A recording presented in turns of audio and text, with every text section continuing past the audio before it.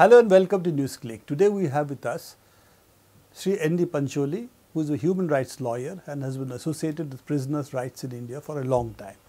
Also Nandita Haksar, another human rights lawyer, and has been fighting a number of cases of prisoners both from Northeast and from even other countries who have been imprisoned in India due to various reasons. Recently, we have had this huge outpouring of anger on both sides, particularly now two deaths of two prisoners, Sarabjit and Sanaullah. Do you think that this is a reflective of the condition of the relationship between India and Pakistan, and also reflective of the prison conditions in both the countries, or is it specific to only prisoners of one country in the other? No, certainly not. I think Mr. Pancholi and I, this is one of the things which really is our concern, is that the whole debate that has come in the corporate media has become a debate between whether India is more civilized or Pakistan is more civilized, and that doesn't lead us anywhere. So there are two aspects to it. One is prisoners' rights, which of course nobody is focusing on, and the other issue is of how political prisoners are to be dealt with, from the question of sentencing to death penalty to being protected within our jails. So there's a whole range of these issues, which I think Mr. Pancholi can speak about, because he's been very much involved on these issues directly, because he deals with Pakistani prisoners in Tihar jail and in other jails. Pancholi ji, do you think that Indian prisoners are treated much worse in Pakistan jails than Pakistani prisoners in India, or on this we are really on the same footing? You see, whether Pakistan prison system or Indian prison system, they are part of the same tradition. India before independence, they were the same, and they have inherited the same kind of the rules, same kind of treatment to prisoners, and there is no improvement at all. And so far, and about their attitude to prisoners, their own prisoners, as well as attitude to foreign prisoners or Indian prisoners by Pakistan or Pakistani prisoners by India.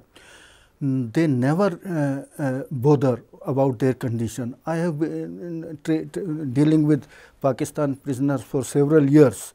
Now, these prisoners are there, the Pakistan government never cares for that. In the same way, our Indian prisoners who are there in Pakistan, our Indian government never cares for them. For example, this Sarabjit, he was from 1990, he is there. Now, they have never cared about him to give him any help or monetary help to his family, or to provide legal aid, nothing like that. Now, this issue came only when media highlighted it. And I don't think the government of India was very much concerned with Sarabjit. They were forced to take some… Under public pressure. Under public pressure. Now, what I want very much worried about is that whenever such issues come, they try to promote anger, hatred. They utilize such opportunity to promote hatred against Pakistan. You are talking of the corporate media in this case, what Nandita calls the corporate media, yes. The big media in this country. This media.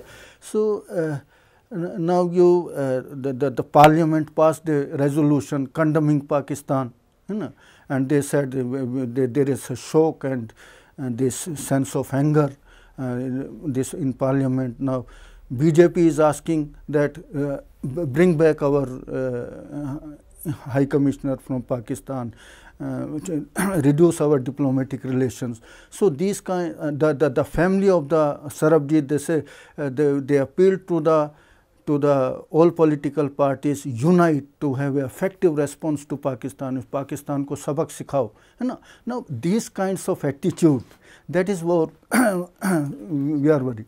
So basically, this particular case has really roused jingoism, while it is a much more issue of institution of the prison itself, which has to be looked at.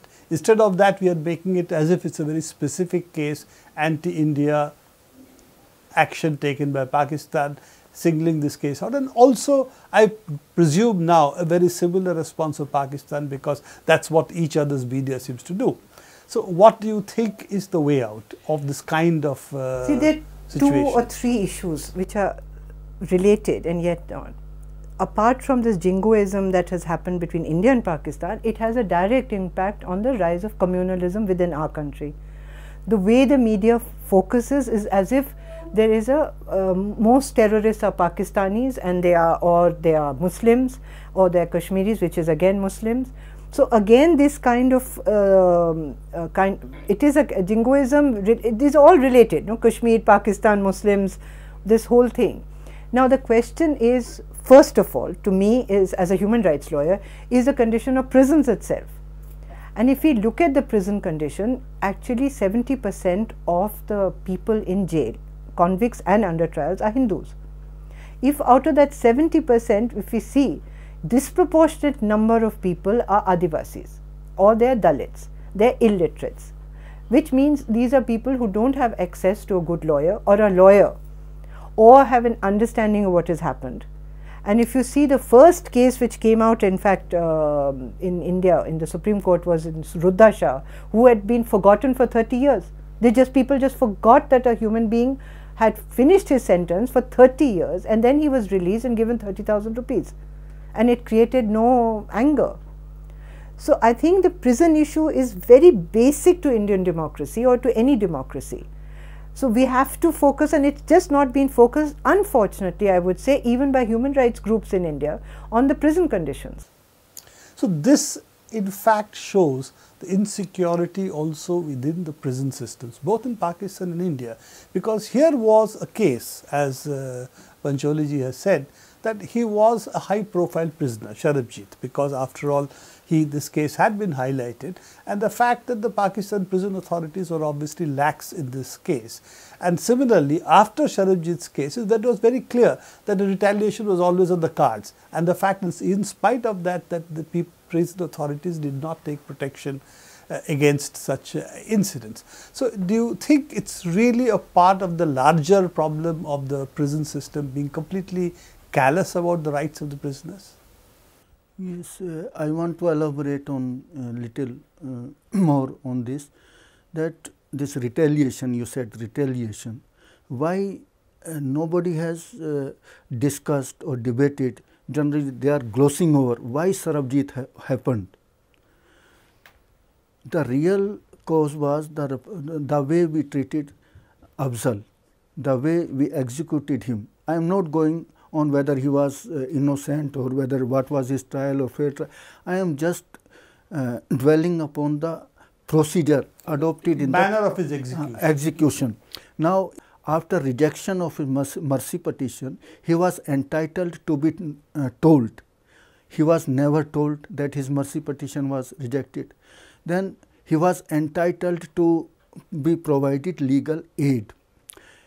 Jail manual says that whenever there is an adverse order against a prisoner, then if he does not have advocate, then he must be asked whether he wants to take any legal recourse, and if he wants to take, he should be provided legal aid. That was not given to him. He was and you see, on the top of it, the Home Minister, when he was asked, Mr. Shinde, what was the hurry? He said, we wanted him, we were in hurry because we did not want him to go to the to take resort to legal course. We did not want him to go to the court in the same way as other convicts in Rajiv Gandhi and as Bhullar, their petition is pending in the Supreme Court. Afzal had gone there and he would have got the stay of the execution. So he said that we did not want. Now what does it mean? He was prevented deliberately by the state to take recourse to the legal, and it is a criminal offence.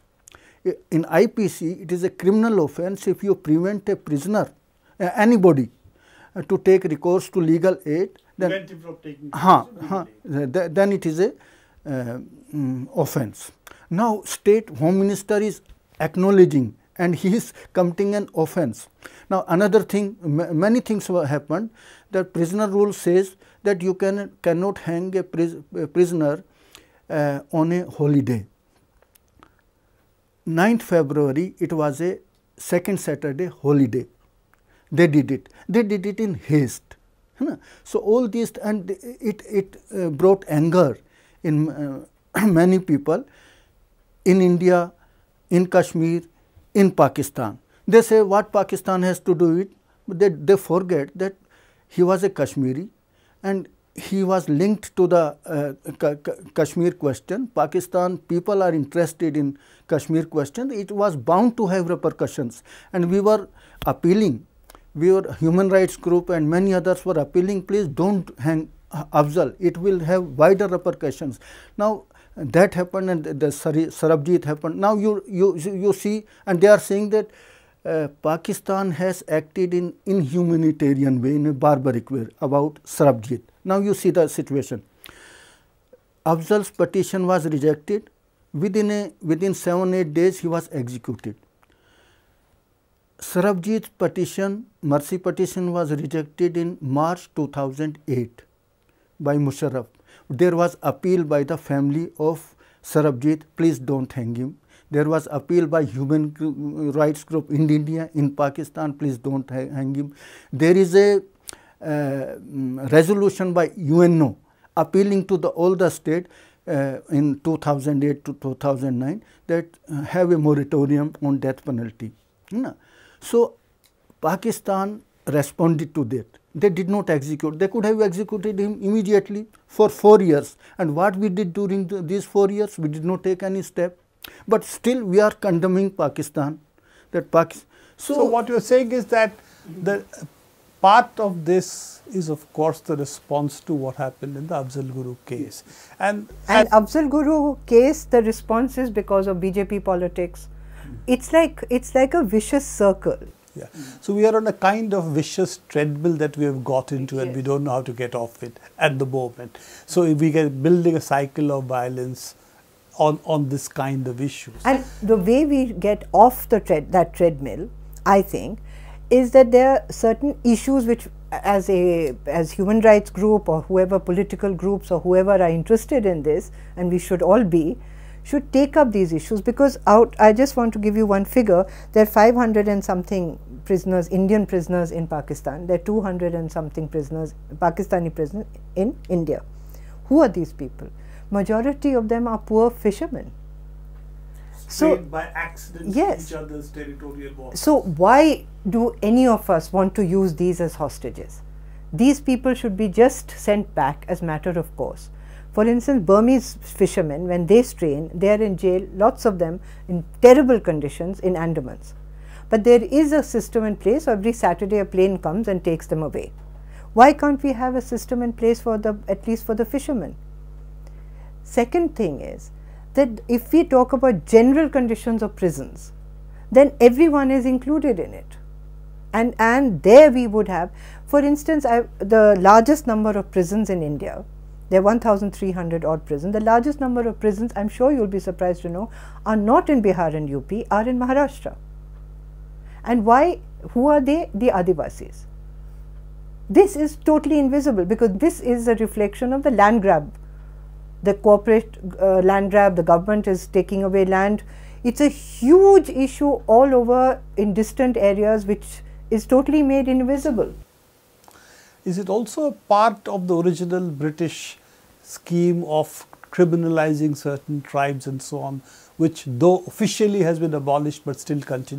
I don't, but partly, but as today, I think if I just read out the figures, you know, the convicts are 34.5, under trials are 60.7. So yes, it is a British system, but we can't keep blaming the British. I mean, we have to blame ourselves. We are 66 years. No, that's the point, that, you know, even after 66 years, some of these practices of criminalizing certain tribes continue. But I don't think that these are criminalized tribes who are in jail. These are Adivasis who may not even belong to criminal tribes. These are Adivasis who are involved in struggles against land grab. Their forests are being taken away, their lands are being taken away, and it's a large scale going on in Bihar, in UP, in Maharashtra, in all these areas, and corporates are taking it, which is different from earlier area in 80s, 70s when the state took it away. Now this is an area why they are in jail, and I have seen cases of women with children being born in jail, and there is no there is no awareness. They are completely helpless. So, Nandita, there are two issues then. One is how do we break the cycle of violence between India and Pakistan, which is really a different set of issues. How you decommunalize the situation that exists between the two countries, and of course, both are reflections of the communal situation within the two countries. So, that is one part of it. The second is the generic, more general one of the prison conditions. So, what is it that the groups in India can do to look at the prison conditions, and what do you think the media's responsibility is? Because they seem to be only focusing on an individual or case as of now, but they're not willing to look at the larger issue. The corporate media, they are not going to be concerned. They are not by definition concerned about large number of people. So it is a question of alternate media, it is a question of concern. But today even the human rights movement it's almost finished, not only in India, all over. And for some reasons, various reasons, Pakistan may have a better, stronger movement. But here, although these organizations are still alive, Mr. Pancholi is associated with some, but I am sure he will agree that there is no voice which is really effective in these issues. And there is no concern. So every time there's a rape case or something else, you see this huge upsurge of people angry, and all they say is death penalty, castrate the man.